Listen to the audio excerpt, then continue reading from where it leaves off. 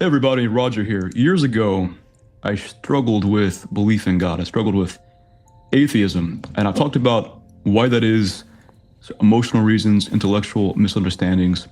Like so many people my age, I almost fell prey to the rhetoric of the new atheists like Christopher Hitchens, Richard Dawkins. And I want to say, if you grew up in a church and preachers were entertaining, but there wasn't a lot of substance, these guys seemed like entertaining preachers, but wittier and better read. However, even philosophers who are atheists have called their arguments, the new atheists, pretty sophomoric. One philosopher said that to call their arguments sophomoric is an insult to sophomores. I want to share a clip with you that I watched by one of my intellectual, I owe him a great debt. I hope to see him again one day. He never fully brought himself to believe in God, but he understood the human need for the sacred. And he was aware that the sacred, this transcendental realm we're going to talk about, existed. This went right over my head before. So he actually was on a panel with the new atheists, Richard Dawkins, Christopher Hitchens. And Hitchens and Dawkins, typical or big personalities. I want to play the clip for you, play Roger Scruton's words, play their response, and then play what he says at the end. And I hope you'll stick through to the end, because I'm going to explain exactly what he means, why it went over their heads as it did mine. Let's jump into it. He's being its high priest. Well, this is a slightly cheeky suggestion. If what Dr. Spivey says is right, and I'm inclined to agree with him, then of course there is a religious need in all of us. And if the religious belief systems that we've inherited are suddenly, for whatever reason, unpersuasive, it is obviously true that if what he says is true, people will look for other ways of satisfying the religious urge. They will write passionate books condemning the old religious belief, perhaps called the God delusion or something like that, and accuse the advocates of the false sciences of heresy, and maybe indeed wish to represent themselves as the saviors of mankind. And to that extent, it is obviously true that we do have a kind of religious urge, a much more vehement religious urge, on the other side of this debate than on this one. We are downstream from all those religious conflicts. I suspect us on this table. We recognize with a certain element of sadness our inability to go out and kill on behalf of our faith, which Professor Dawkins has obviously not lost. So maybe it is true. Would one of the high priests like to respond? Richard?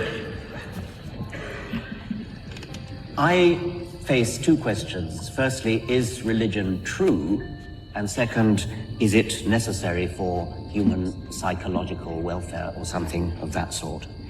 If it isn't true, then for anybody to maintain that somehow humans need it and you're wasting your time trying to get rid of it, what an amazingly patronizing and condescending thing to say. We intellectuals, of course, know that it's not true, but all those poor people out there, they need religion. I mean, what a condescending thing to say about all those people. Either it's true or it's not. And I have enough respect for people to say that if it's not true, people will reconcile themselves to that and will not find... All right off the bat, I just want you to latch onto this one phrase. We're going to come back to this very much so. This is the point Roger Scruton replies to that I just didn't understand before. He says, I care about what is true. I care about what is true. Keep that in mind. Any need for it. Now, I was asked a specific question, is it in the genes? Is there some Darwinian reason for religiosity? Maybe there is, but that doesn't bear in the slightest degree on whether it's true. I care about whether it's true.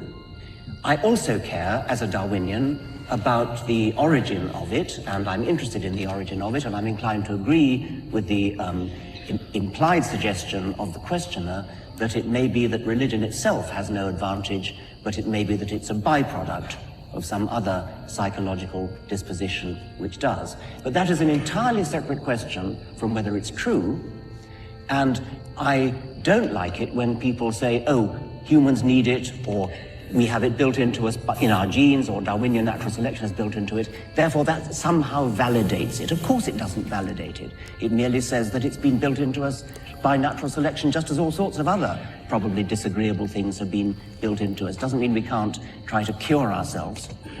Right. Okay, can I just...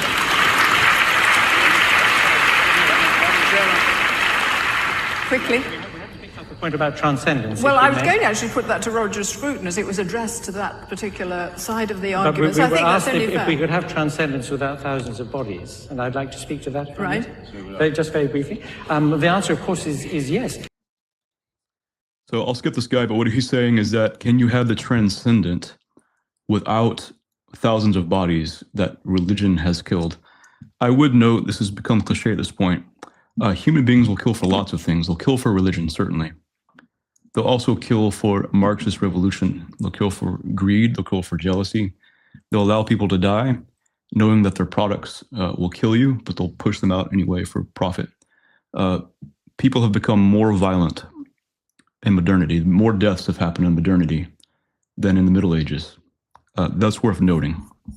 But that's not the key part of the argument here. Let's listen to old boy Hitch, and then we'll jump into it. We don't want people to live without wonder or mystery, and in fact we thoroughly recommend, take a look through the Hubble telescope.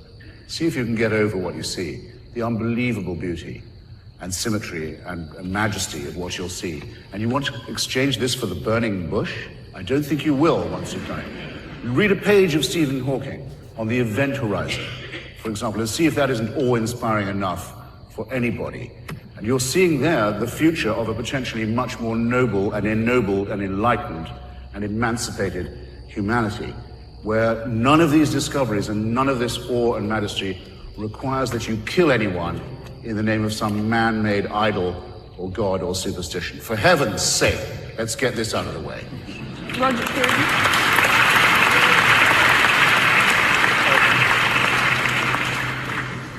I think that there is a real question as to what transcendence is. Please do listen to this part. This went over their heads as it went over mine. And what its place is in the experience of all of us. Christopher Hitchens just referred to the burning bush. The voice that spoke from that bush said, "I am that I am." It reminded us of this very peculiar word which all of us use, the word I, which doesn't identify any material object in the world in which we are situated, but nor does it identify any object out of that world. Just what does it mean? What is it to look at somebody, into somebody's eyes, and see the other eye that's looking out at you? That is an experience of transcendence in itself. It is the raw material from which all religious faith is constructed. And it is part of the metaphysical obscurity and unintelligibility of our predicament, that we're all faced with this experience every day.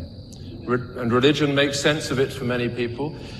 Even for those who don't have religion, that experience is still... Roger Scruton here is trying to point to something that the great philosopher of modernity, Immanuel Kant, hashed out quite a long time ago, called the transcendental unity of apperception. It's a fancy word, fancy phrase. This is not meant to be insulting to your intelligence. I didn't understand these things quite a while ago myself. By the way, in the bottom of this tab, you'll see a live stream from a friend of mine, Nick Peters, the gaming theologian, Metroid Zero Mission and Autism Friendly Church. He's got one coming out about Lewis's argument from desire, so he plays classic Super Nintendo games and discuss philosophy. Check him out. He's a unique person, friend of mine. He helped me when I was struggling with these issues. I read Immanuel Kant years ago, and he's hard to understand. Essentially, there were splits after the Reformation into the Enlightenment about epistemology. There are the two hard lines, to put it overly simplistically, between rationalism and empiricism. John Locke would be an example of an empiricist. He thought that we're born somewhat as a blank slate, and that we learn about the world through sense observation, sense experience. In a certain sense of the word, you can say sensibility. The other extreme of that would be rationalism. And I don't mean to be insulted, but this is simply the case. Richard Dawkins has referred to himself as a rationalist. We don't need the absurdities of religion because we have reason. I'm a rationalist. He's clearly not a rationalist, he's an empiricist. And that's what Roger Scruton picked up on. But with respect to his brilliance as a biologist, he has really no understanding of philosophy. Science itself cannot establish itself by the scientific method. Science depends upon philosophical underpinnings. That's why the sciences, scientia in Latin, originally referred to different modes of knowing, and the natural sciences were just one of those modes. In the past, in the medieval world, we had an integrated view of history, philosophy, theology, the natural sciences. A good book on this is from the great C.S. Lewis, A Discarded Image. That book really helped me. This integrated view of the cosmos that we rejected in modernity.